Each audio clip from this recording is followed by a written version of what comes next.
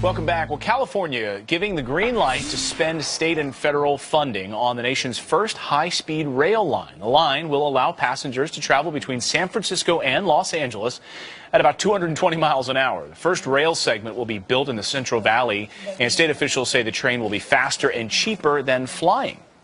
But isn't California facing the biggest budget deficit of any state in the country? So how can this state afford it? We're joined now by former California State Assemblyman Chuck DeVore. Good to see you, Chuck. Great to be with you. Without questioning the vision, the long-term vision of this, the numbers are frightening. California's projected budget deficit in May of 2012, $15.7 billion, up, needless to say, from 2008-2009. So public support has dropped drastically in this for support of this high-speed rail from 52 to like 38% in the time period you see on their screen. So how does that not reflected by the elected officials?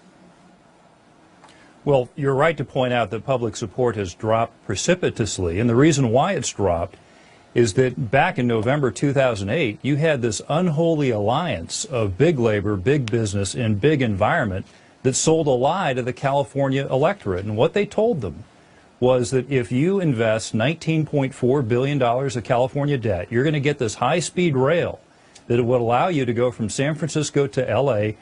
as fast as Southwest Airlines with a ticket price of only $50.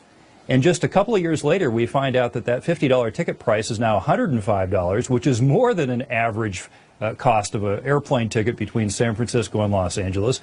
We find out that the cost to the taxpayer has more than tripled because there is no private sector funding. There's only $3.2 billion of federal funding. And we find that the time has gone from about 2 hours to over 4 hours. So it's 3 times as expensive. The ticket price is more than doubled, and the time it takes is more than doubled as well. So this is just not a good deal for the taxpayer at all. Well, you know what Governor Jerry Brown argues, that yes, we've had ballooning costs, but this is going to be economically great for the state. Going forward, we need to modernize. We need to be able to have business travelers who can travel quickly between San Francisco and Los Angeles, get deals done, and make this a place where people want to come and do business. What do you say to that?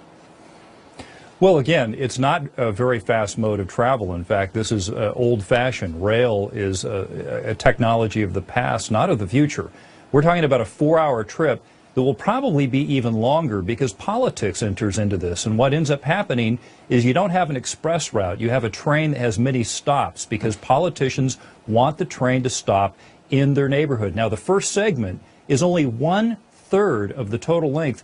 And it's in the middle of California, in the middle of California's heartland, in between Fresno and Bakersfield, where, frankly, there won't be the ridership at all. And to add insult to injury, about a quarter of the money that was approved by the legislature, about $1.9 billion, doesn't go to high-speed rail at all. It goes to pork barrel projects in the Bay Area and in Los Angeles. Amazing to see the estimated cost, $68 billion on the bottom of the screen. They do say 100,000 jobs created every year it's being put together. Chuck DeVore, thank you for being here, sir.